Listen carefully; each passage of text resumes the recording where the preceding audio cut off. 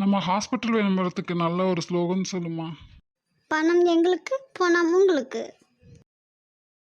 Doctor, எதுக்காக இப்படி கதறி அழுகிறீங்க? நான் காலையில் ஆப்ரேஷன் பண்ண பேஷண்ட் செத்துட்டாரு. யோ டுபுக்கு, நீ காலைல பண்ணது ஆப்ரேஷன் இல்லை, அது போஸ்ட்மார்டம். ஏங்க, உங்கள் ஃப்ரெண்டுக்கு பார்த்துருக்குற பொண்ணு நல்லாவே இல்லையே, நீங்களாவது சொல்லக்கூடாதா?